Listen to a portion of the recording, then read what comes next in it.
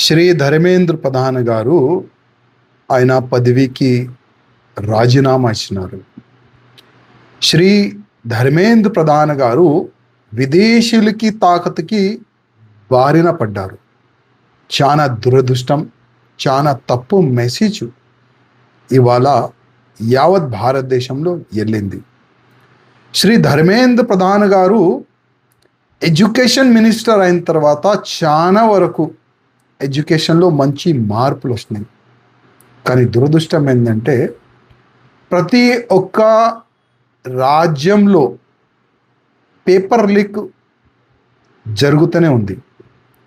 పంజాబ్లో కూడా జరిగింది, చాలా వరకు రాష్ట్రాల్లో జరిగింది.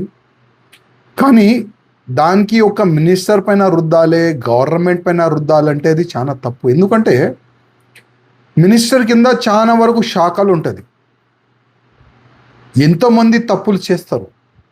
కానీ ఇవాళ ప్రధానమంత్రి మోదీ గారు ఏమన్నారు, ఎవరు తప్పు చేసినారు మేమందరికీ అరెస్ట్ చేసి జైలు కూడా పంపించినాము, ఎవరు తప్పులు చేసినారు వాళ్ళపైన ఫాస్ట్ ట్రాక్ కోర్టు పెట్టి కూడా వాళ్ళకి శిక్ష పడేలాగా 100% చేస్తాము కూడా కంటిన్యూగా ప్రధానమంత్రి మోదీ గారు స్టేట్మెంట్ కూడా ఇస్తున్నారు.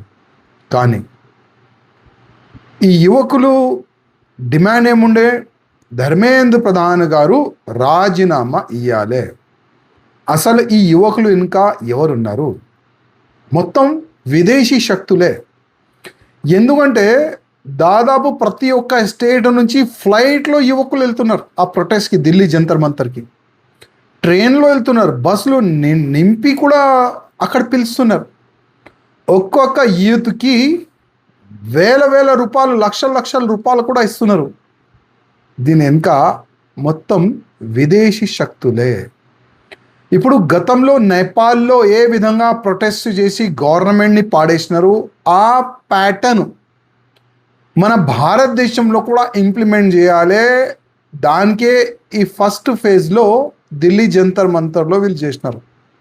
కానీ ప్రధానమంత్రి మోదీ గారు ఒక మంచి ఆలోచన లేదు, మన యువకులకి ఎట్టి పరిస్థితుల్లో ఇబ్బంది రాకూడదు, ఒకవేళ మా ఒక్క మినిస్టర్ రాజీనామా ఇస్తే యూత్ హ్యాపీగా ఉంటే మాకు అభ్యంతరం లేదు.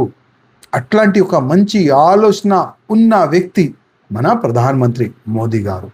కానీ ఇవాళ యువకులు సంబరాలు చేసుకుంటున్నారు, చేయండి, మంచి గురించి చేయండి. కానీ మీ వెనుక ఆ విదేశీ శక్తులు ఉన్నాయి కదా, దానివల్ల మీకు చాలా నష్టమవుతుంది, మీ వల్ల దేశానికి నష్టమవుతుంది. ఈ ఒక్క మాట మీరు యాద పెట్టుకోండి. సంబరాలు చేయండి, మంచి చేయండి.